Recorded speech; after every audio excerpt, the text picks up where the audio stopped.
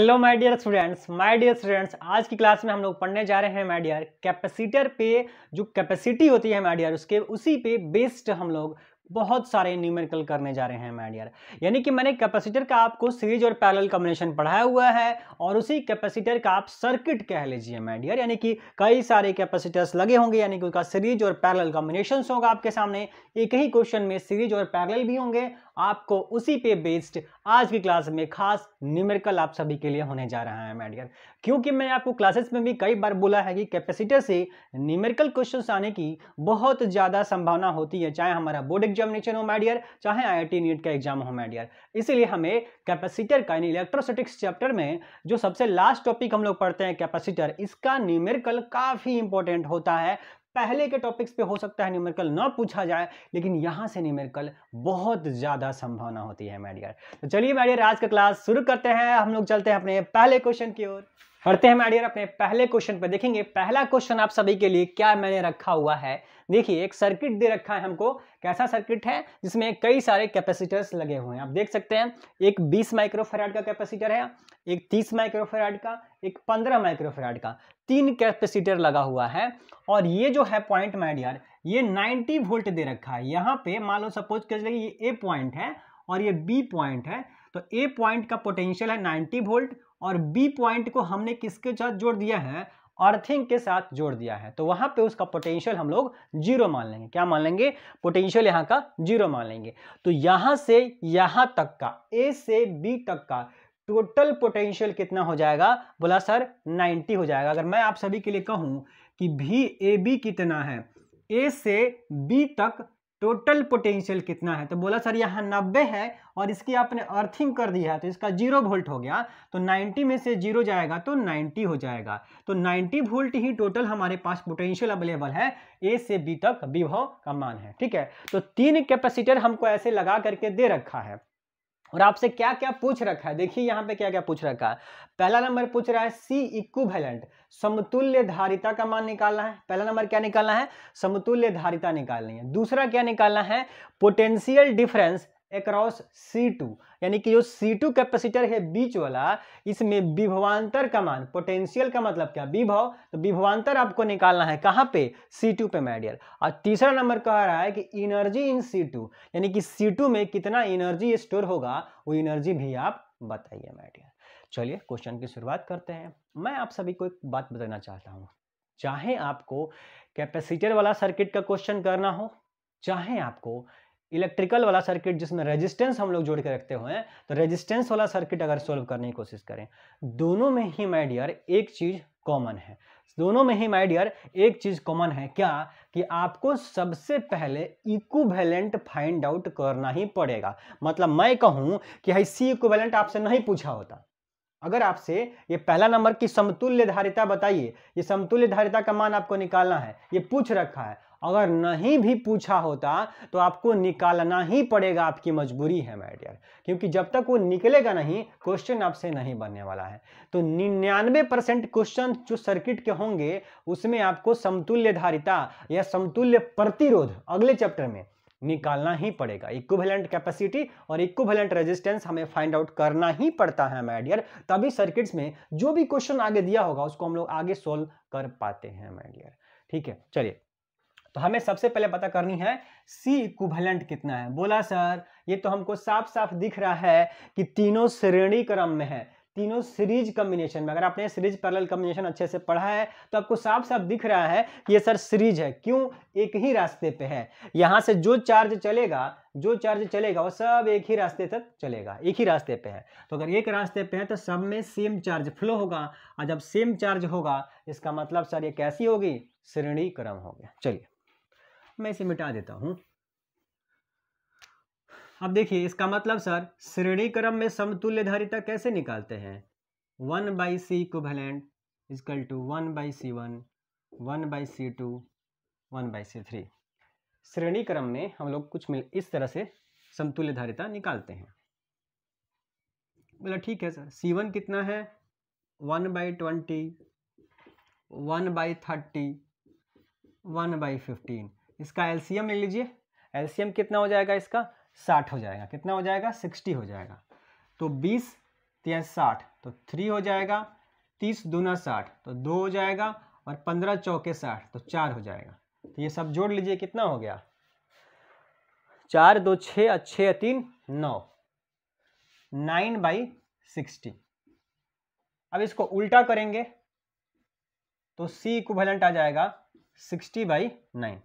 उल्टा करेंगे ना, 1/C इक्विवेलेंट है, हमें तो C इक्विवेलेंट चाहिए, तो इसको उल्टा कीजिएगा। जब इसको उल्टा करेंगे तो 9/60 भी उलट जाएगा, 60/9 हो जाएगा। तो चाहे तो आप इसको काट दीजिए, कितना, 3 से निकट जाएगा, 3 से, तो 3 दूना 6 और 3 3 20/3 आ गया। क्या आ गया, 20/3 माइक्रोफराड, इतना आ गया।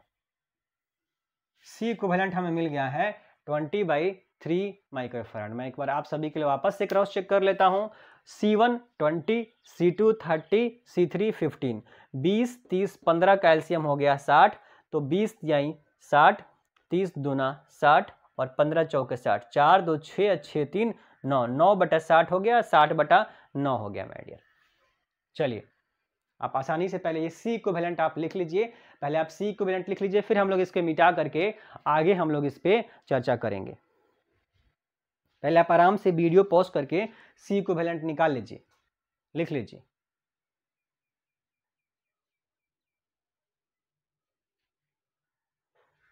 हो गया, आराम से निकाल लीजिएगा। 20/3 माइक्रोफराड होने वाला है। अब मैं इसे मिटा देता हूँ। चलिए अब वीडियो पॉज करके अपना सॉल्यूशन अपनी कॉपी में नोट डाउन कर लेंगे। C इक्विवेलेंट कितना आया है, 20/3। मैं इधर ऊपर लिख देता हूँ कि हमारा जो आंसर आया है पहला नंबर, वो कितना आ गया है, 20/3 माइक्रोफराड। सर इतना आंसर हमारा आ चुका है। अब बात करते हैं potential difference across C2। C2 में पोटेंशियल कितना है। अब सुनिए मेरी बात, आप सभी को पता है कि C इजकल टू Q/V होता है, तो अगर V निकालना है तो V is equal to Q/C, V यहाँ चल जाएगा, C नीचे आ जाएगा, तो V इजकल टू हम लोग Q/C लिख सकते हैं। यानी कि अगर पोटेंशियल निकालना है तो चार्ज पता होना चाहिए और कैपेसिटी पता होना चाहिए। तो कैपेसिटी तो इसका C2 का हमको पता है, C2 का कैपेसिटी आपको साफ साफ दे रखा है 30 माइक्रोफराड। तो कैपेसिटी तो हमको पता है, यहाँ पे कैपेसिटी तो पता है कितना, 30 माइक्रोफराड, लेकिन ये चार्ज नहीं पता है। क्या नहीं पता है, चार्ज नहीं पता है। इसका मतलब कि सबसे पहले माय डियर हमें चार्ज फाइंड आउट करना पड़ेगा। सबसे पहले क्या करना पड़ेगा, चार्ज पता कीजिए, और चार्ज पता करने के बाद यहाँ वैल्यू आप रख देंगे तो आपको पोटेंशियल की वैल्यू मिल जाने वाली है माय डियर। तो हम क्या करते हैं, पहले इसको मिटा देते हैं और हम सबसे पहले चार्ज फाइंड आउट कर देते हैं माय डियर। अब चार्ज कैसे निकालेंगे, आप देखिए, आप सभी के पास पता है कि आपको इक्विवेलेंट कैपेसिटी पता चल गया है और टोटल पोटेंशियल आपके पास 90 है, तो आपको चार्ज ही तो बताना है। तो Q इजकल टू क्या होता है, C इंटू V, तो Q equal to C equivalent हो जाएगा। तो C इक्विवेलेंट कितना दिया है, बोला सर 20/3 दिया है, इंटू वोल्टेज। वोल्टेज कितना है, यहाँ से देखिए 90 और यहाँ तक 0, तो क्या हो गया, 90 हो गया। तो चार्ज आपको मिल गया है कितना, 3 से कट जाएगा, कितना बार में, 3, तो 3 दूना 6 हो जाएगा माय डियर। तो 600 क्या हो जाएगा, 600, देखिए माइक्रो लगा हुआ था तो माइक्रो कूलम, 600 माइक्रो कूलम। बोला सर माइक्रो कहाँ से आ गया, क्योंकि 20/3 माइक्रो में था, इसीलिए यहाँ पे माइक्रो आ गया।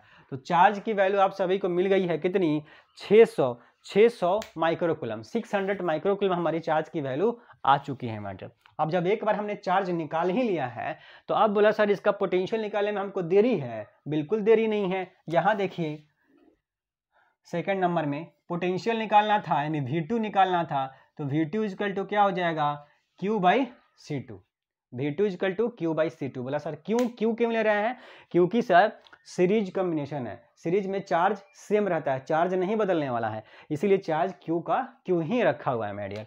तो Q की वैल्यू आप यहाँ पुट कर दीजिए। बोला सर कितना रख दें, 600, और C2 कितना रख दें, बोला सर 30 है, तो 30, यहाँ का माइक्रो और यहाँ का माइक्रो से माइक्रो कट जाएगा, इसलिए मैंने माइक्रो यहाँ पे पुट नहीं कर रहा हूँ।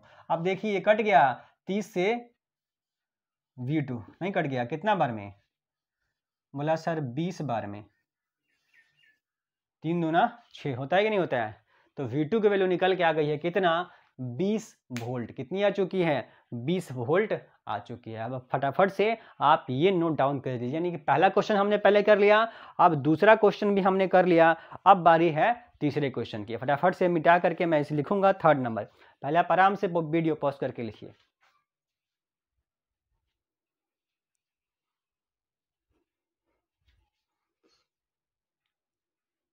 चलिए लिख लीजिए होंगे, आगे बढ़ते हैं। 3rd नंबर बारी है। 3rd नंबर सर क्या निकालना है, एनर्जी निकालनी है, energy in C2। 3rd number में एनर्जी निकालना है। तो आप सभी को एनर्जी पढ़ा चुके हैं, कितनी होती है, हाफ CV² होती है माय डियर। कितनी एनर्जी होती है, हाफ CV²। किसी कैपेसिटर में कितना एनर्जी स्टोर होता है, हाफ CV²। तो बोला सर यहाँ 2 लगा लीजिए, यहाँ भी 2 लगा लीजिए, क्योंकि दूसरे में पूछ रहा है, ठीक है। तो हाफ हो गया C, कैपेसिटी कितनी है, बोला 30 माइक्रो है, तो माइक्रो लगा दीजिए। माइक्रो का मतलब होता है 10 के पावर -6, तो -6 लगा दिया। यहाँ पे माइक्रो लगा देंगे, तो माइक्रो की जगह पे 10 के पावर -6 लिख दिया है, इंटू V², V का स्क्वायर। तो यहाँ का वोल्टेज कितना है, C2 के पास वोल्टेज कितना निकाले हैं आप, 20 वोल्ट, यानी 20 का स्क्वायर। तो 20 का स्क्वायर का मतलब क्या होता है, 20 गुना 20। 20 का स्क्वायर का मतलब क्या हुआ, 20 गुना 20 हो गया। बोला जो काट कूट करना है कर लीजिए, आंसर आ जाएगा आपका। क्या हो जाएगा, ये देखिए 2 से कट जाएगा, 2 से 2 कट जाएगा, तो यहाँ क्या बचेगा 30। आपके लिए मैं बड़ा करके थोड़ा सा समझा करके और लिख पा रहा हूँ। 2 से 2 कट जाएगा तो 10 हो जाएगा, 10 गुना 20। एक लाइन भले बड़ा कर लेते लेकिन आपको समझना जरूरी है। 2 से 20 काट दिया 10 बार में, ये 20 वैसे रह गया, ये वैसे रह गया, 30 वैसे रह गया। अब आप गुना करा लीजिए। यहाँ देखिए 1 0 प्लस का, 1 0 प्लस का, 1 0 प्लस का, 3 गो 0 प्लस का है, और 6 गो 0 यहाँ पे माइनस का है। 6 गो 0 माइनस का है, 3 गो 0 प्लस का है, तो 3 गो से 3 गो कट जाएगा, लेकिन 3 गो माइनस बच जाएगा, 3 गो माइनस बच जाएगा। अब देखिए ये 2 एकम 2, और 2 में 3 से करेंगे तो 6 हो गया, और 10 के पावर कितना बच गया है, -3 बच गया है। तो इतना क्या हो जाएगा, जूल हमारा आंसर हो जाएगा माय डियर। फटाफट से तीसरा नंबर जो हमको पूछा जा रहा था वो भी मैंने आपको बता दिया। बढ़ते हैं मैंने हम लोग अपने अगले क्वेश्चन की ओर देखेंगे। दूसरा क्वेश्चन आप सभी के सामने क्या कह रहा है, अगेन बहुत ही शानदार क्वेश्चन आप सभी के सामने है मेरे यार। देखिए इसमें भी 4 कैपेसिटर दे रखा है। पिछले वाले केस में सिर्फ 3 कैपेसिटर था, अब की बार कुछ सर्किट बदल गया है और नए तरीके का सर्किट आपके सामने दिख रहा है, और इसमें 4 कैपेसिटर कुल मिलाकर दिए गए हैं। यहाँ देखेंगे नाम इसका C1, C2, C3, C4।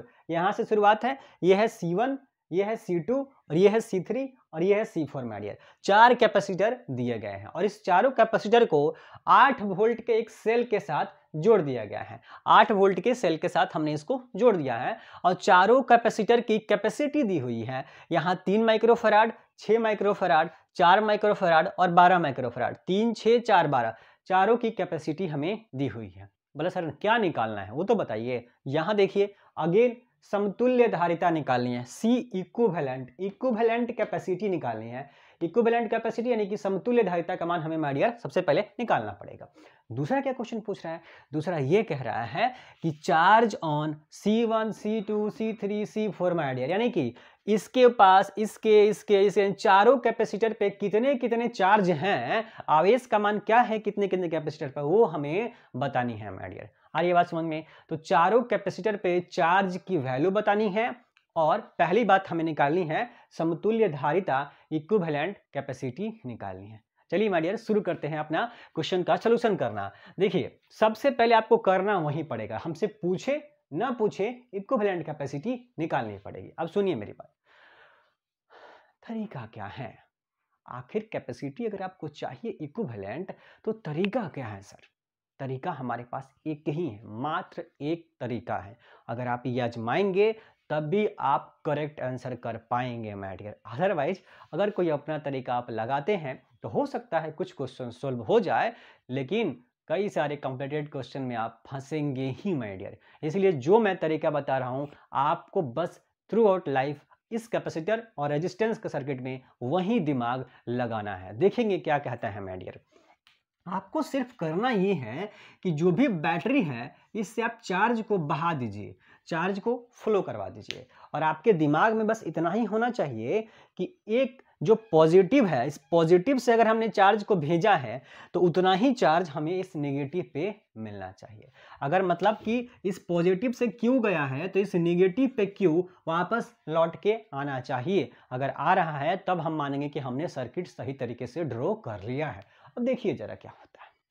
यहां से ये चार्ज चला, आगे गया, आगे गया, यहां जाने पे क्या हो रहा है, रास्ता मुड़ गया है, रास्ता मुड़ गया, ऊपर गया, ऊपर गया, ऊपर गया, यहां गया, फिर यहां से रास्ता मुड़ गया है, यहां से मुड़ गया है, ये चार्ज क्यू बहता हुआ बहता हुआ बहता हुआ यहां जाएगा। मतलब सर कहने का मतलब कि ये क्यू चार्ज ही यहां फ्लो हो रहा है, यहां भी फ्लो हो रहा है, यहां भी फ्लो हो रहा है। ठीक है, यही क्यू फ्लो हो रहा है।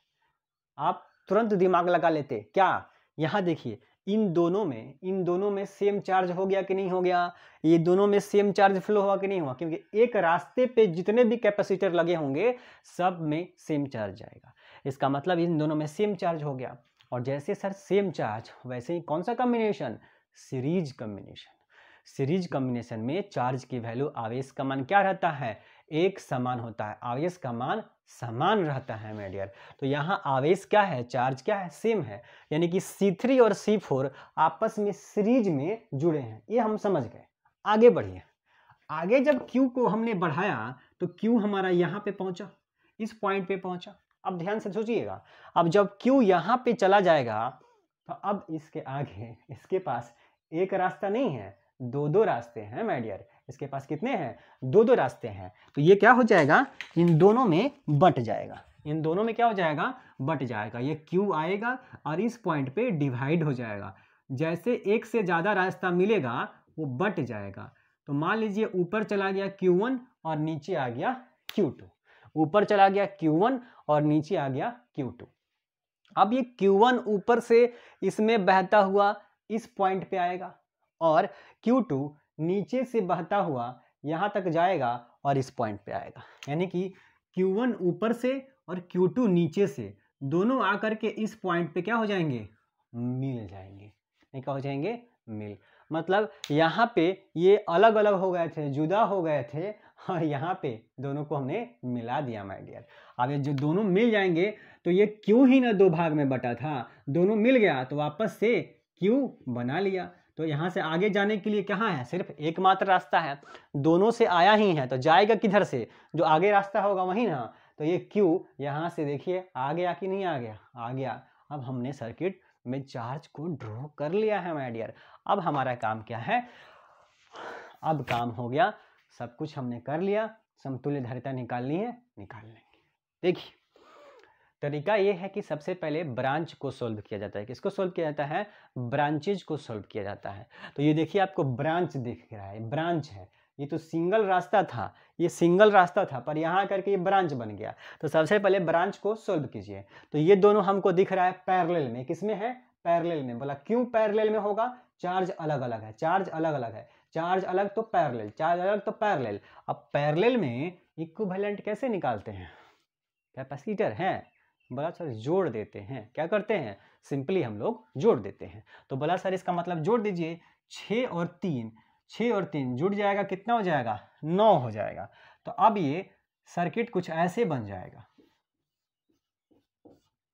अब ये सर्किट कुल मिला के ऐसे बन गया, ये 8 वोल्ट, ये 12, ये 4 और ये 6 3 9, सब माइक्रोफैराड में है, मैं लिख नहीं रहा हूं।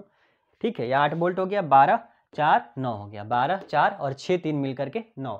अब बोला सर जैसे यहाँ से जो भी चार्ज निकलेगा, ये देखिए तो क्लोज्ड पथ हो गया, और क्लोज्ड पथ में हमेशा सीरीज कॉम्बिनेशन ही बनता है। तो यहाँ से देखिए, यहाँ से जो चलेगा, ये देखिए यहाँ से जो चलेगा घूम करके आएगा, यानी कि सब में same charge Q Q Q flow होता हुआ यहाँ तक आ जाएगा, यानी कि सेम चार्ज हो गया। तो सीरीज कॉम्बिनेशन, और सीरीज कॉम्बिनेशन में इक्विवेलेंट कैसे निकालते हैं, बोला 1/c is equal to 1/c1 plus 1/c2 plus 1/c3, यही काम कर देना है आपको। देखिए हाँ दिख तो रहा है आपको। तो 1/c इक्विवेलेंट 1/c1 कितना है 12, 1/c2 कितना है 4 और c3 कितना है 9, 1/12 प्लस 1/4 प्लस 1/9, एलसीएम ले लीजिए। हाँ तो 12 और 4 और 9 कितना एलसीएम हो जाएगा 36, एकदम 36 हो जाएगा, 36 हो जाएगा एलसीएम। तो 12 या 36 होता है, ये रहा 4 9 36 होता है 9 और 9 चौका 36 होता है, तो 4 कितना हो गया, जोड़ लीजिए सबको, 9 और 4 और 3 7, तो 9 6 15 16, 16 डिवाइड बाई 36, 16 डिवाइड बाई 36, मैं इधर लिख देता हूँ, इधर उधर जगह कम है। तो ये आ गया 1/c equivalent 16 divide by 36, 1/c आया है, हमें तो c इक्विवेलेंट चाहिए ना, तो उल्टा करेंगे, तो इसको भी उल्टा कर दीजिए, तो 36/16, तो आप काट लीजिए, 4 से कट जाएगा, 4 9 36 और 4 चौका 16, तो c इक्विवेलेंट आपको मिल गया है 9/4 माइक्रोफैराड। देखिए सब माइक्रोफैराड में था, माइक्रो लिखा नहीं था मैंने, यहाँ पे माइक्रोफैराड लगा देंगे। तो c इक्विवेलेंट जो पहला नंबर था उसका आंसर आ गया है 9/4 माइक्रोफैराड। कितना आ गया मेरे डियर 9/4 माइक्रोफैराड आ चुका है। आप फटाफट से वीडियो पॉज करिए और आराम से ये सब कुछ नोट डाउन कर लीजिए, नोट कीजिए, तब तक मैं इंक ले लेता हूँ।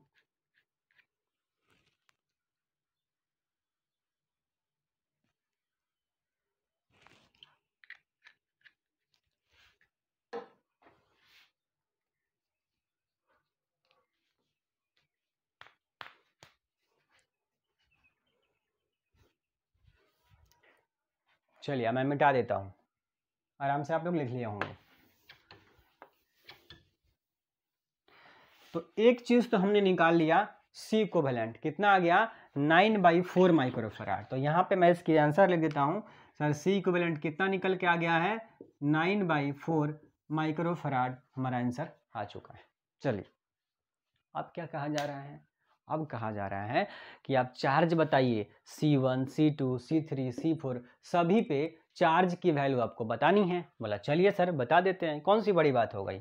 आप ध्यान से देखेंगे तो आपको पहले ही फोटो में साफ साफ दिख रहा था क्या कि इसमें और इसमें इन दोनों में सेम ही चार्ज बह रहा है, क्यों, तो इसका मतलब C3 और C4 पे सेम चार्ज बहने वाला है।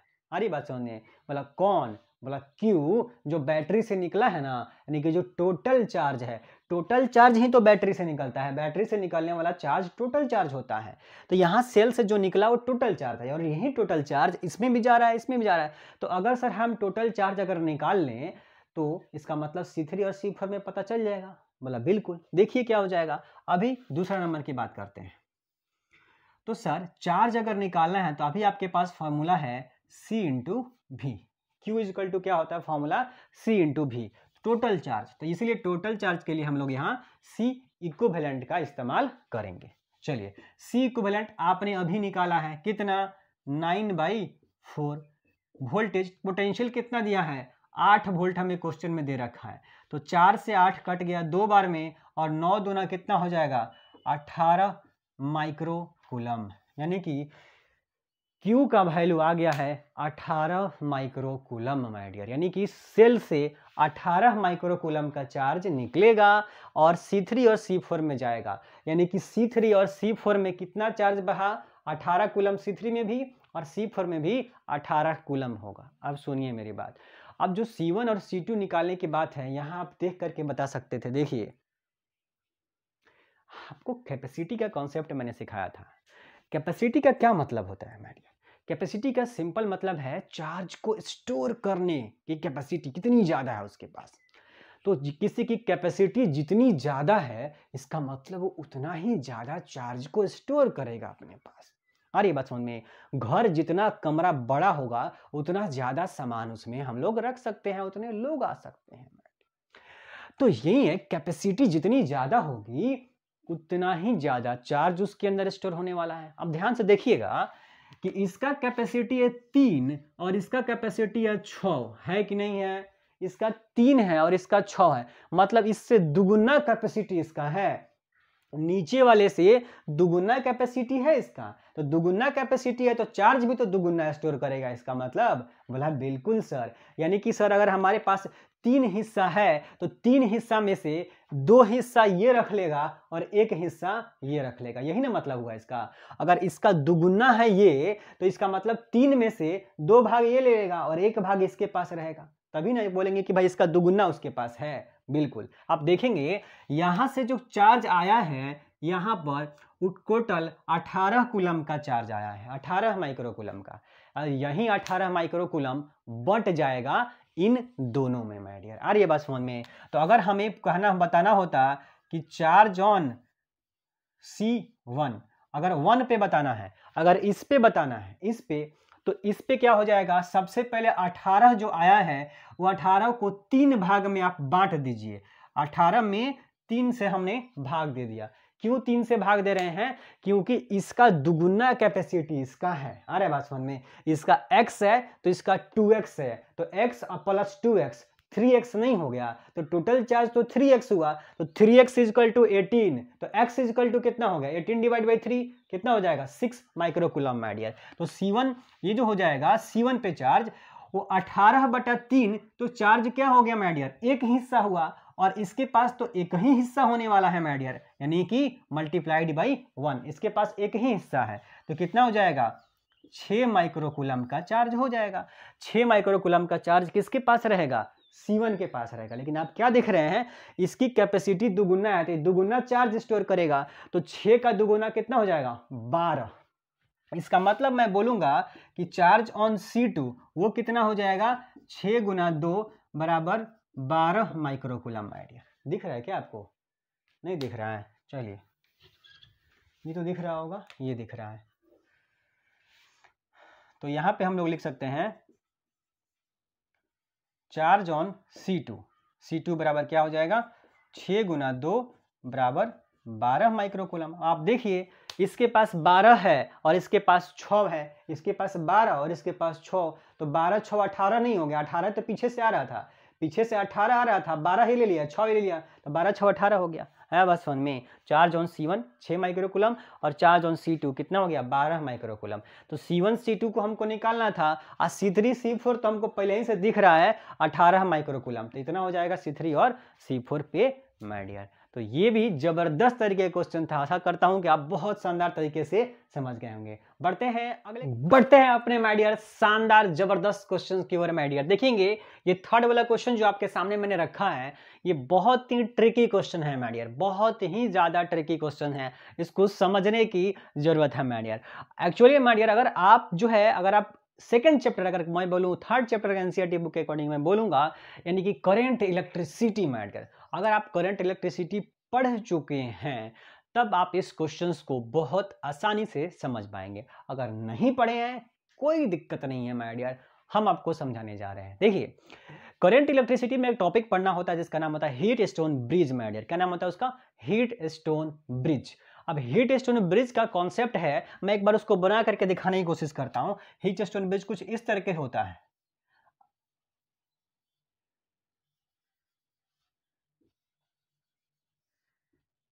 थोड़ा सा टेढ़ा मेढ़ा फोटो बन गया है, कोई दिक्कत नहीं है, ठीक है, कुछ इस तरीके से होता है, ठीक है। और ये दोनों टर्मिनल्स जो होते हैं इनके बीच में लगा होता है एक गैल्वेनोमीटर। क्या लगा होता है? एक गैल्वेनोमीटर लगा होता है। ये रेजिस्टेंस जिसको हम लोग P Q R S बोलते हैं, आप चाहे R1 R2 R3 R4 बोल दें, कोई दिक्कत नहीं है, ठीक है। तो ये हीट स्टोन ये ब्रिज का कॉन्सेप्ट ये कहता है कि अगर सपोज कीजिए कि यहाँ से हमने सेल लगाया हुआ है, यहाँ सेल लगाया हुआ है, और यहाँ सेल से अगर मान लीजिए यहाँ पे की है, सब कुछ मैं आपको ड्रॉ कर देता हूँ, यहाँ भी की होता है और यहाँ भी की होता है, 2 को की होता है, K2 K1। तो हीट स्टोन ब्रिज का कॉन्सेप्ट क्या कहता है? ये कहता है कि अगर सपोज कीजिए हमने इस बटन को यहाँ दबा दिया है, इस की को प्रेस कर दिया, तो यहाँ से करंट फ्लो होना शुरू हो जाएगा और यहाँ से करंट जाएगा, यहाँ पे करंट बढ़ जाएगा। आप सभी को पता है करंट जैसे ब्रांच मिलेगा करंट बढ़ जाएगा, तो करंट बटेगा, करंट यहाँ जाएगा, जैसे यहाँ पहुंचेगा यहाँ अगेन ब्रांच, एक नीचे एक इस साइड में, तो अगेन करंट बढ़ जाएगा। लेकिन यहाँ करंट कब आएगा? जब हम इस की वाले को प्रेस करेंगे, दोनों की को दबाना पड़ेगा हमें, तो हम इस वाले की को भी दबा देंगे। अब इसको दबा दिया है तो यहाँ से करंट घूमते हुए यहाँ तक पहुँच गया है, यहाँ तक, और इस की को दबाओगे तो फटाक से इसमें करंट फ्लो होने लगेगा। लेकिन हीट स्टोन ब्रिज का कॉन्सेप्ट है वो कहता है कि अगर माय डियर, अगर आपने इस K1 और K2 दोनों को आपने दबा दिया है और उसके बाद भी अगर गैल्वेनोमीटर में कोई करंट आपको नहीं दिख रही है, मतलब गैल्वेनोमीटर का जो नीडल है ना वो ऐसे है, ना इधर हो रहा है ना इधर हो रहा है, डिफ्लेक्ट ही नहीं कर रहा है। अगर डिफ्लेक्ट ही नहीं कर रहा है तो बोला sir galvanometer is a highly sensitive device, मतलब ये हो गया कि ये 0.01 माइक्रोकूलम अगर चार्ज आ रही है, करंट आ रही है एम्पियर, 0.01 एम्पियर करंट आ रही है तो उसको मेजर कर लेगा। इतनी कम करंट को भी मेजर कर लेता है। लेकिन अगर उसका निडल डिफ्लेक्ट ही नहीं कर रहा है, इसका मतलब कि उसमें करंट नहीं आता है। तो ये कहते हैं हीट स्टोन ब्रिज कि अगर जो है माय डियर इस दोनों की को दबाने के बाद भी अगर गैल्वेनोमीटर की निडल डिफ्लेक्ट नहीं कर रही है तो मतलब इसमें करंट नहीं जा रहा होगा। मतलब इसमें करंट जब जाएगा ही नहीं तो इसका काम है क्या है? बोला सर इस हिस्से का कोई काम है? बोला सर कोई काम नहीं है। जब इसमें करंट ही फ्लो नहीं हो रहा है तो मतलब ही क्या है? कोई मतलब नहीं है। इस कंडीशन को बोलते हैं बैलेंस्ड कंडीशन, इसको बैलेंस कंडीशन बोलते हैं। और बैलेंस कंडीशन में वो बोलते हैं कि ऊपर का जो दोनों रेजिस्टेंस है उसका रेशियो नीचे वाले के दोनों के रेशियो के बराबर होता है। मतलब मैं ये कह लूं कि P/Q का जो रेशियो है वो R/S के इक्वल होता है। ये बोलते हैं Wheatstone bridge my dear. ठीक है, कब होगा ये कब होगा? जब बीच में जो गैल्वेनोमीटर लगा था उसमें कोई करंट नहीं आ रहा हो। बोला सर ऐसा कब होगा? उसका उल्टा भी कह सकते हैं। सर्किट को सोल्व करने के लिए हम उल्टा सोचना पड़ता है। क्या कि अगर ये दोनों का रेशियो P/Q और R/S का रेशियो अगर बराबर दिख रहा है आपको तो बराबर है, यानी ऊपर का दोनों का रेजिस्टेंस का रेशियो अगर P/Q नीचे के दोनों के रेजिस्टेंस के रेशियो के बराबर है, इसका मतलब बीच में कोई भी करंट फ्लो नहीं होगा, तो बीच वाला पार्ट हटा देंगे, गायब कर देंगे। ये सेम कॉन्सेप्ट यहां अप्लाई हो रहा है माय डियर। ये जो फिगर है यही फिगर ये है, यही फिगर ये भी है माय डियर। इसी को हम लोग ऐसे भी ड्रॉ कर सकते हैं। तो न्यूमेरिकल क्वेश्चन में हम लोग को ऐसे ना दे करके ऐसे दिया जा सकता है माय डियर। ठीक है, तो ये रेजिस्टेंस की कहानी थी, ये कैपेसिटर की कहानी है। मैंने बोला सर्किट बिल्कुल एक जैसे ही होंगे, तरीका हमारे लिए एक जैसा ही होता है। और ये बात समझ में, इसी कॉन्सेप्ट का इस्तेमाल करना है कि अगर ऊपर के दोनों का रेशियो नीचे के दोनों के रेशियो के बराबर है तो बीच वाला डमी पार्ट होता है उसका कोई काम नहीं है। ध्यान से देखिए, ध्यान से देखिए, ये देखिए माय डियर, ऊपर का दोनों यानी कि अच्छा आप फोटो इसका डायग्राम पहले आप आराम से बना लीजिएगा वीडियो पॉज करके, ठीक है, क्योंकि इसमें हम लोग बदलाव करेंगे अभी। चलिए, ये 2 माइक्रोफराड और ये 2 माइक्रोफराड, ये दोनों ऊपर है, और ये 2 माइक्रोफराड और ये 2 माइक्रोफराड ये नीचे है माय डियर। आ रही है बात समझ में? ये दोनों ऊपर और ये दोनों नीचे। तो देखिए इसका रेशियो 2/2 1, 2/2 1 रेशियो हो गया बराबर। अब जैसे बराबर हो गया तो बीच वाला जो पार्ट था यहाँ पे उसको हमने हटा दिया, वो डमी पार्ट था। इसका मतलब क्या सर? ये क्वेश्चन अब बदल जाएगा। कैसे? मैं इसलिए बोला हूं कि आप पहले फोटो ड्रॉ कर लीजिएगा। अब इसमें हम लोग बदलाव करने जा रहे हैं।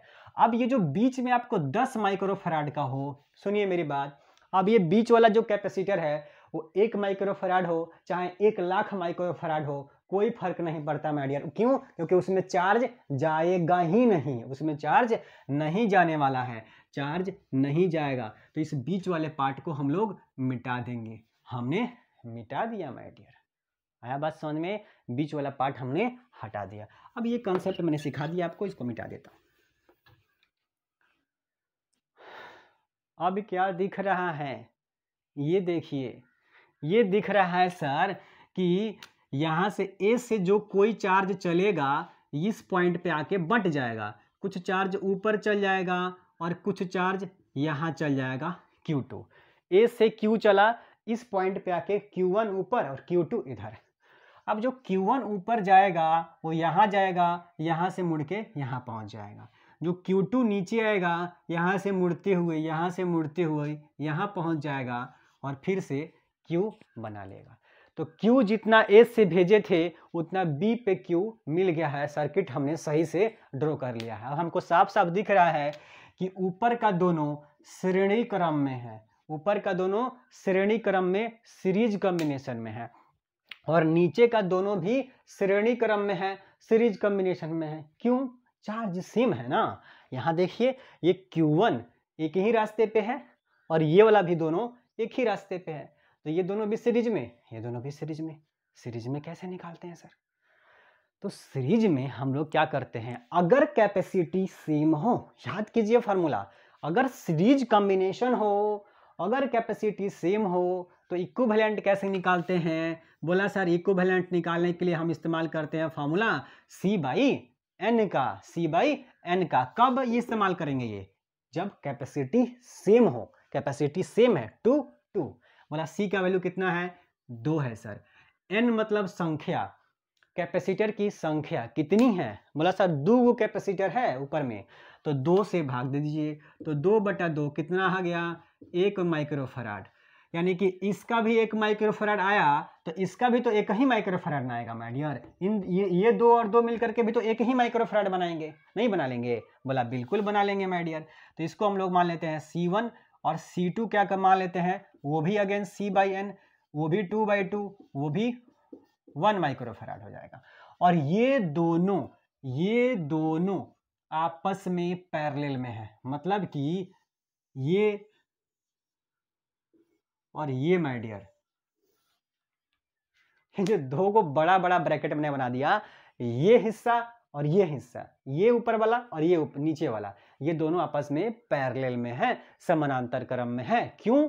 चार्ज अलग अलग है, ऊपर में जा रहा था Q1, नीचे में जा रहा है Q2, तो चार्ज अलग, तो हो गया पैरेलल, समानांतर क्रम।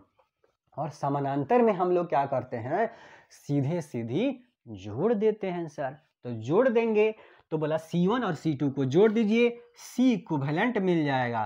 तो C equivalent equal to C1 plus C2, 1 plus 1 equal to 2 microfarad is the answer. 2 microfarad हमारे क्वेश्चन का आंसर हो जाएगा। आया बात समझ में? चलिए, ये तो मैंने आपको इसका पूरा फुल एक्सप्लेनेशन समझाया। अब बोला सर इसका ट्रिक क्या था? ट्रिक ये है माय डियर कि जस्ट देखिए, ट्रिक कब इस्तेमाल होना है, जब कैपेसिटी सेम हो। अगर सेम क्वेश्चन अगर रेजिस्टेंस का होता, अगर मैं इसके जगह रेजिस्टेंस लगा दूं, कोई फर्क नहीं पड़ेगा, आंसर सेम ही आने वाला है हमारा माय डियर। ध्यान दीजिए, क्या यहां पे अगर कैपेसिटी सबकी सेम हो, 2 2 2 2, सबकी कैपेसिटी सेम हो, बीच में जो था उसकी सब कैपेसिटी भले कुछ हो, फर्क नहीं पड़ता हमको, ये ऊपर का दोनों और नीचे का दोनों, अगर चारों का कैपेसिटी अगर सेम हो माय डियर, अगर क्या हो, सेम हो, तो हमारा आंसर भी वही हो जाएगा। आया बात समझ में? यहां देखेंगे जो C इक्विवेलेंट की वैल्यू आई है वो कितनी आई है, 2 माइक्रोफराड। 2 आई है कि नहीं आई है? और यहाँ देखिए 2 ही तो था। अगर यहाँ पे ये 3 3 होता तो आंसर होता 3, 5 5 होता तो आंसर होता 5, 1 लाख 1 लाख होता तो आंसर होता 1 लाख माय डियर। ये है इसका ट्रिक। आपको अगर गलती से ये क्वेश्चन अगर बड़े 2-3 मार्क्स में ना आकर के अगर ऑब्जेक्टिव में पूछ दिया गया तो आपके लिए ट्रिक है, बिना सोल्व किए क्वेश्चन का आंसर आप टिक करके आएंगे। जस्ट आपको देखना है कि कैपेसिटी सेम है, रेजिस्टेंस अगर सेम है, अगर ये रेजिस्टेंस ही होता तब भी इसका आंसर होता 2 ओम हो जाता है हमारा आंसर। अरे बात समझ में, 2 ओम हमारा आंसर हो जाता है। लेकिन बोला सर अगर अलग अलग होगा तो बोला अलग अलग होगा तो कोई बात ही नहीं, सॉल्व करेंगे प्रक्रिया से। ये सीरीज में है तो सीरीज में इसका निकाल देंगे, इन दोनों का सीरीज का इक्विवेलेंट निकाल देंगे, फिर दोनों पैरेलल में है, जोड़ दीजिएगा, आ जाएगा। माय डियर स्टूडेंट्स, हम लोग आ गए हैं आज की क्लास का अपना आखिरी क्वेश्चंस पे माय डियर। देखेंगे आप सभी के सामने आखिरी क्वेश्चंस क्या है माय डियर। और मैं आप सभी को बता देना चाहता हूं, जितने भी क्वेश्चंस आज हमने डील किए हैं माय डियर, सारे के सारे क्वेश्चंस आपके बोर्ड एग्जामिनेशन में पूछे जा चुके हैं माय डियर, इसलिए सारे क्वेश्चंस इंपॉर्टेंट हैं। चलिए बढ़ते हैं, क्वेश्चन देखेंगे क्या कहता है। देखिए क्वेश्चन, आपको सर्किट दे रखा है अगेन, और सर्किट में आपको 4 कैपेसिटर गिवन है, C1, C2, C3, C4। ये है 1 2 3 4, 1 2 3 4। सबकी कैपेसिटी दे रखी है, आप ध्यान से देखिए, सबकी capacity 15 microfarad, 15 microfarad, 15 microfarad, 15 microfarad, सबकी कैपेसिटी सेम है 15 माइक्रोफैराड माय डियर। ओके, ये पूरा का पूरा सर्किट किससे कनेक्टेड है? एक 100 वोल्ट के बैटरी सेल के साथ, एक 100 वोल्ट के सेल के साथ कनेक्ट कर दिया गया है। ठीक, अब आपको क्या निकालना है? सी इक्विवेलेंट, समतुल्य धारिता वहीं की वहीं रहेगी हमेशा। और सेकंड नंबर में बतानी है कि जो C4 है, यानी कि जो नीचे वाला ये जो कैपेसिटर आपको दिख रहा है, ये कैपेसिटर C4, इस पे चार्ज कितना है, आवेश का मान कितना है इस C4 में, ये बताना है। चलिए हम लोग कर लेंगे क्वेश्चन बहुत आसानी से, लेकिन सबसे पहले हमें क्या निकालना होगा? समतुल्य धारिता। कैसे निकालेंगे? उसे निकालने के लिए सबसे पहले चार्ज ड्रॉ करना पड़ेगा सर्किट में। ड्रॉ कर लेते हैं सर्किट में चार्ज। चलिए, यहाँ से जो चार्ज चलेगा Q, ये चार्ज चला चला चला चला चला यहाँ जाएगा। जैसे ये चार्ज यहाँ पे जाएगा सेल से, वैसे 2 भाग में बट जाएगा। अच्छा, पहले आप ये फोटो बना लीजिएगा, पहले आप फोटो बना लीजिएगा, फिर हम लोग इसमें बदलाव कर रहे हैं।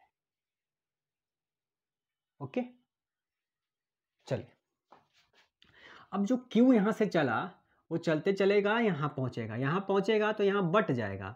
ऊपर चला गया Q1 और इधर चला गया Q2। ठीक है, अब जो Q1 ऊपर जाएगा, अब ऊपर गया गया गया, जाके रास्ता मुड़ गया है, फिर गया, फिर रास्ता मुड़ गया, फिर आ गया माय डियर, आ गया कहाँ पे पहुंच गया? इस वाले पॉइंट पे पहुंच गया। Q1 ऊपर गया, घूम करके यहाँ आ गया, और यहाँ से Q2 सीधे चला गया यहाँ। तो यहाँ पे ये जो Q था वो 2 भाग में बट गया था, ऊपर Q1 और साइड में Q2। Q1 ऊपर से घूम के आ चुका है और Q2 भी बेचारा यहाँ जा चुका है, दोनों मिल करके फिर से क्या बना लिए हैं? Q, और Q देखिए नीचे होते हुए यहाँ तक आ गया। तो जितना चार्ज यहाँ से भेजे थे उतना चार्ज हमें मिल चुका है। सर्किट में चार्ज ड्रॉ कर लिया। अब जैसे ड्रॉ कर लिए वैसे हम लोग सीरीज पैरेलल डिसाइड कर लेंगे। देखिए क्या दिख रहा है आपको, क्या दिख रहा है यहाँ से? यहाँ देखिए कि जो चार्ज Q1 गया है ऊपर, वहीं चार्ज इसमें भी गया है, वहीं चार्ज इसमें भी गया है। मतलब ये जो C1 है, C2 है और C3 है, ये C1 C2 C3 ये ऊपर के तीनों में सेम चार्ज गया है। सेम चार्ज होने की वजह से ये तीनों हो गए सीरीज में। और सीरीज में इक्विवेलेंट कैसे निकालते हैं? कब? जब कैपेसिटी सेम हो, कैपेसिटी सेम हो। अभी इस्तेमाल किया था, अभी तो इस्तेमाल किए थे सर, क्या अभी इस्तेमाल किए थे? C/N, C डैश मान लो इसको, या C1 मान लो, क्या दिक्कत है? C1 मान लो। तो C1 इक्वल टू क्या हो गया? C/N। ये कब इस्तेमाल करते हैं? जब कैपेसिटी सेम हो और सीरीज कॉम्बिनेशन हो। तो सीरीज कॉम्बिनेशन में ऊपर में तीनों वाला है, ये है, और कैपेसिटी सबका सेम ही है, तो C/N। C का मान कितना है? बोला 15 है। N मतलब संख्या, 1 2 3, कितना कैपेसिटर है? 3। तो 15 में 3 से डिवाइड कीजिएगा तो कितना आ जाएगा? 5 माइक्रोफैराड। आया बात समझ में? इसका मतलब कि ये तीनों कैपेसिटर को हटा देना है और एक एक कैपेसिटर लगाना है जिसकी कैपेसिटी 5 माइक्रोफैराड रखनी है। अब हम लोग सर्किट को अगेन वापस से बनाएंगे। वापस से कैसे बनाएंगे? यहाँ देखिए, इधर बना देता हूँ, इधर मेरे पास स्पेस है। तो नीचे में जो बैटरी था, सेल लगा हुआ था, वो वैसे लगा रहेगा। ये जो C4 था वो भी बेचारा वैसे रहेगा। अब इस C4 के साथ में एक आ गया, और ये जो आया, ये तीनों मिल करके कितना आया है? 5 माइक्रोफैराड। और ये कितना बच गया? ये तो अपना 15 है, तो ये 15 ही रहेगा। नीचे में माय डियर ये है 100, तो ये 100 वोल्ट अपना रह गया। ठीक है, इस फोटो को हमने चेंज कर दिया है, इन तीनों को हटा करके एक कैपेसिटर लगा दिया है जिसकी कैपेसिटी कितनी है? 5। अब हमको साफ साफ दिख रहा है कि ये दोनों आपस में पैरेलल में है। क्या है? पैरेलल में। ये कैपेसिटर आपस में पैरेलल में है। तो पैरेलल में इक्विवेलेंट कैसे निकालते हैं? जोड़ देते हैं। तो जोड़ दीजिए, काम खत्म। तो C इक्विवेलेंट जो हमें निकालना था वो निकाल चुके हैं। 15 में 5 जोड़िएगा तो 15 + 5 कितना हो जाएगा? 20 माइक्रोफैराड। ये 20 माइक्रोफैराड हमारा क्या होने वाला है? आंसर होने वाला है फर्स्ट नंबर क्वेश्चन का सी इक्विवेलेंट निकालने का। तो पहले फटाफट से सी इक्विवेलेंट पूरा का पूरा नोट कर लीजिए अपनी कॉपी में, फिर मैं मिटा करके वो भी लिख दूंगा। समझना है, फिजिक्स को समझना है माय डियर। फिजिक्स के कॉन्सेप्ट को आपको हर हाल में समझना ही होगा। जब तक आप समझेंगे नहीं तब तक आपसे क्वेश्चन नहीं मिलेगा। इसलिए जो है थ्योरी वाली क्लास जो होती है ना, उसमें आप एकदम से जागरूक रहिए, हर चीज़ को समझिए, और जहां मैं बताऊं कि ये इंपॉर्टेंट है तो उसको इंपॉर्टेंट मानिए माय डियर, क्योंकि मुझे पता है कि एग्जाम में क्वेश्चन कहाँ से आता है। इसीलिए मैं आप सभी को हर बार थ्योरी वाले क्लासेस में ये चीज़ें बार बार रिपीट करता रहता हूँ। चलिए क्वेश्चन को फटाफट से पहले आप लिख लीजिए।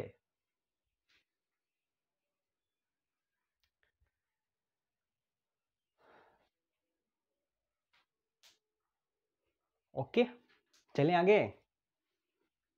चलिए अब ये वाला फोटो मिटा देता हूं, क्योंकि हमारा काम तो अब यहीं से चल जाने वाला है। हमारा काम इसी से चल जाएगा, इस वाले फोटो से चल जाएगा, इसकी जरूरत ही नहीं है।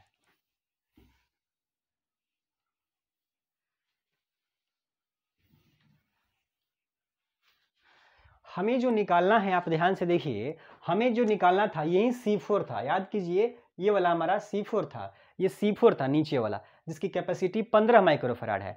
हमें इसी पे चार्ज बतानी थी, हमें बतानी थी कि इसके पास कितना चार्ज है। बोला सर एक बात बताइए, आप हमको बता चुके हैं क्या कि जो पैरेलल कॉम्बिनेशन होता है, पैरेलल में आपका वोल्टेज सेम रहता है, पोटेंशियल पैरेलल में सेम रहता है, चाहे वो कैपेसिटर का हो का सर्किट, चाहे आपका रेजिस्टेंस का सर्किट हो, दोनों जगह माय डियर आप क्या देखते हैं कि पोटेंशियल की वैल्यू पैरेलल में सेम रहती है। इसका मतलब सर यहाँ सेल में अगर 100 वोल्ट है तो यहीं 100 वोल्ट ये हो यहाँ भी होगा, यहीं 100 वोल्ट यहाँ भी होगा, यानी यहाँ पे भी 100 वोल्ट होने वाला है क्योंकि पैरेलल में है। तो ये जो 100 वोल्ट है, हमें पता चल गया कि जो C4 है इसके पास पोटेंशियल कितना होगा, 100 वोल्ट होगा। बोला सर क्यों, पैरेलल में जुड़ा हुआ है तो इसके पास भी पोटेंशियल कितना चला गया, 100 वोल्ट चला गया माय डियर।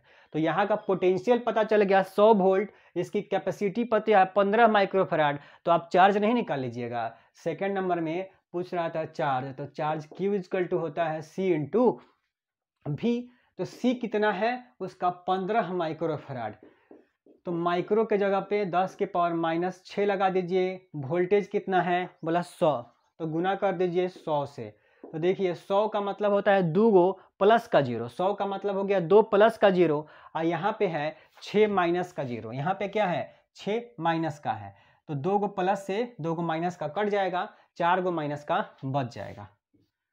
तो 15 गुना 10 के पावर माइनस 4 कूलम, ये आ गया हमारा Q का वैल्यू माय डियर, ये हमारा आंसर आ गया। तो ये था आज का क्लास, जिसमें मैंने कैपेसिटर पे बेस्ड बहुत सारे ज़बरदस्त न्यूमेरिकल करवाए माय डियर। आशा करता हूँ जितने भी न्यूमेरिकल्स मैंने करवाए, हर न्यूमेरिकल का एक एक कॉन्सेप्ट आप सीख गए होंगे। और मुझे अनुमान है माय डियर कि अगर आपने ये सिर्फ इतने सारे क्वेश्चंस जो मैंने आज करवाए हैं, अगर इसके सारे कॉन्सेप्ट अगर आप सीख गए हैं कि क्वेश्चंस कैसे करना होता है, न्यूमेरिकल कैसे करना होता है माय डियर, आप सभी को पता है ना, आपने चैनल का नाम क्या है, न्यूमेरिकल वाले बाबा। इसीलिए न्यूमेरिकल्स को हम लोग जरूर हमेशा वरीयता देने वाले हैं माय डियर। और न्यूमेरिकल मेरी कोशिश रहती है कि बच्चों को न्यूमेरिकल सिखाया जाए माय डियर, बनाने का तरीका बताया जाए। एक बार बच्चे के अंदर ये समझ में आ गया कि सर न्यूमेरिकल हमको ऐसे सोल्व करना होता है, ये प्रक्रिया होती है, तो माय डियर आप अपने आप से क्वेश्चन सोल्व करना शुरू कर देंगे माय डियर। चलिए माय डियर, मिलते हैं हम लोग अगली क्लास में।